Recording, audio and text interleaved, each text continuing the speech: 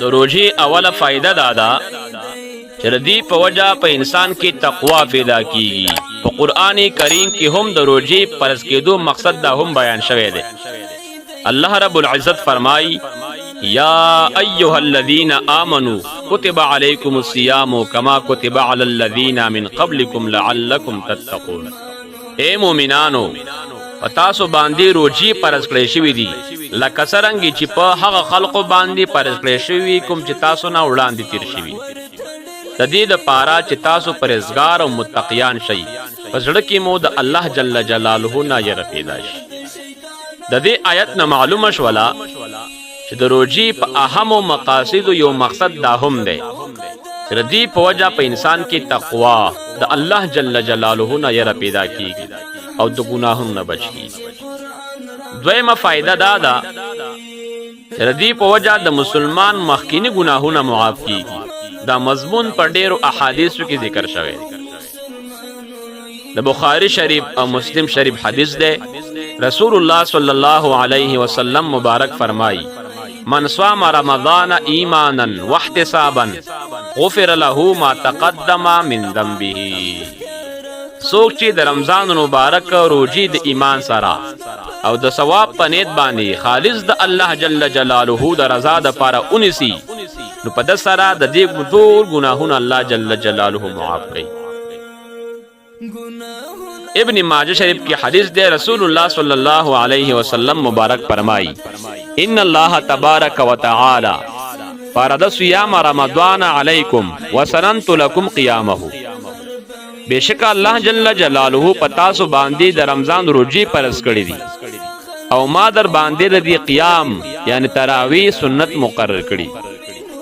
سوچ د ایمان سره او د ثواب په نیت باندې خالص د الله جل جلاله د رضا د پاره د دې میاشتې روزي اونسي او د دې شپو قیام وکړي نو دې په وجه د انسان ګناهونه معاف کیږي او داسې معاف کیږي لکه په کوم ورځ چې د خپل مور نسيږي دلې وي او د ګناه نه صفاري. بل حدیث شریف کې رسول الله صلی الله علیه و آله وسلم مبارک فرمایي فإذا صام أول يوم من رمضان غفر له ما تقدم من ذنبه إلى مثل ذلك اليوم من شهر رمضان. کله چې روزدار د رمضان مبارک اول روزه ونیسي نو الله جل جلاله دته د تیر رمضان نه تر دې رمضان پورې ټول ګناهونه وبخښي او یا زره پرختی په هر ورځ د سحر نه تر ماښامه پورې د د فاره مغفرت او بخښنې دعاګانې وغواړي. واستغفر له كل يوم 70,000 ملك من صلاة الغداة إلى أن توار بالحجاب. بل حدیث شریف کې رسول الله صلی الله علیه وسلم مبارک فرمای الصلوات الخمس والجمعة إلى الجمعة ورمضان إلى رمضان مكفرات ما بينهن إذا اجتنب الكبائر. چې کله یو انسان د کبیره ګناهونو نه ځان ساتي دا پنځه منځونه د ټولو هغه صغیره ګناهونو د پاره کفاره او ختمون کېږي کوم چې په دې منځني وختونو کې شوي.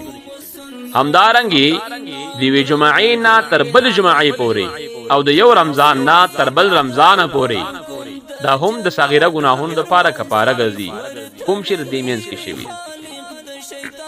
د دې حدیث نه معلومه شولا چې کوم ګناهونه د یو رمضان نه تر بل رمضان پورې په دې منځ کې وخت کې شوي وي نو دا به د رمضان مبارک د روزو برکت سره معاف کیږي. البته د کبیره ګناهونو سپیرتوب دومره تیز دی تر دې د معاف کولو د فاره د توبې ضرورت دی او الله جل جلاله چاته وغواړي نو بغیر د توبې نه هم ورته معاف کولی شي ځکه د هغه نه څوک تپوس کوونکی نشته.